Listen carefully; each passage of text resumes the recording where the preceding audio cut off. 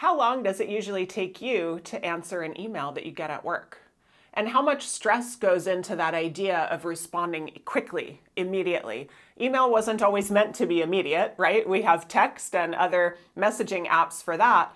But many people are feeling lately like they're expected to be on top of every email immediately, not only during the workday, but after hours. We're going to talk about it briefly, including its impact on Gen Z in the workplace. And I would love to hear from you so that we can try to resolve this together. So whatever generation you're part of, please let me know your thoughts in the comments. All right, I came across this excellent article by Jennifer Liu talking about some of the stress Gen Z is facing in terms of communication in the workplace. Now, Gen Z gets a bad reputation sometimes from older generations as if they don't know how to communicate at work.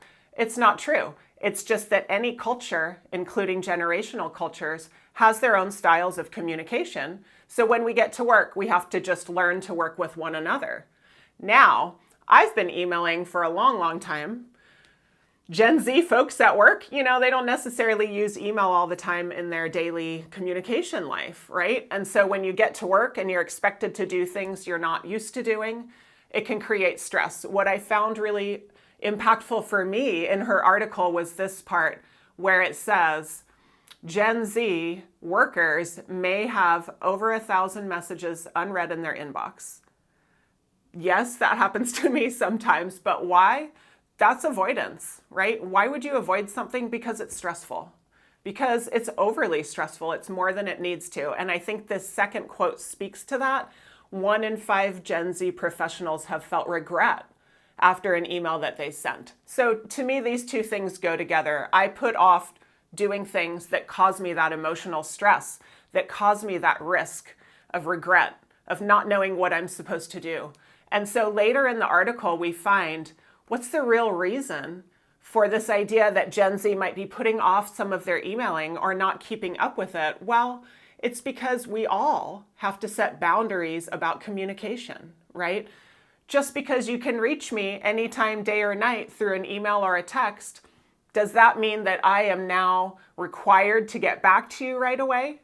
That's the pressure Gen Z's feeling, right? So check out this quote. It's crucial for workplace leaders to set, communicate, and model expectations around response times, especially for younger workers who are new. This means if I'm a leader and I get an email from a newer, younger person and I'm reading it at night, maybe I don't write back at night because that would set the example, oh, we write back even when we're not at work. Maybe I don't reply immediately. Maybe I set the example of sort of thinking about it and setting different professional boundaries, right? So what can we do? Here's what I'd recommend. Give older generations training in how to communicate in a brief manner. Emails don't need to be so long. Of course, people are avoiding them if they're very long, right? Secondly, give younger generations training in how to do emails really, really fast, right? Couple quick tools. Use a 2-part subject line. Makes it really easy. Write your intro, right? Structure your email with these 3 steps. Makes it really easy. So the generations can come together. Older generations, maybe we need to bring it down a notch with how much we're communicating, how often and how long, especially when it's through email. Gen Z perhaps wants training on how, these emails are expected to be, right? We all know when we get out of high school, college, grad school, we're used to writing in a certain way, and that's not the way we write at work. So of course, it's surprising for somebody new, right? Another thing we can do, have conversations. Get together on your team and say, hey, we've got a great mix of generations on our team. What are some different communication preferences we have?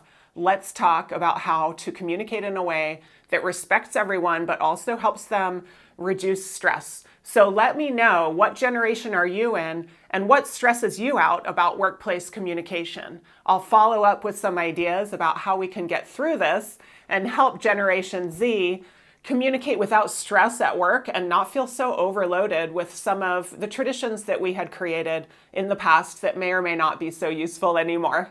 Thanks for listening. I'd love to hear your thoughts. See you soon.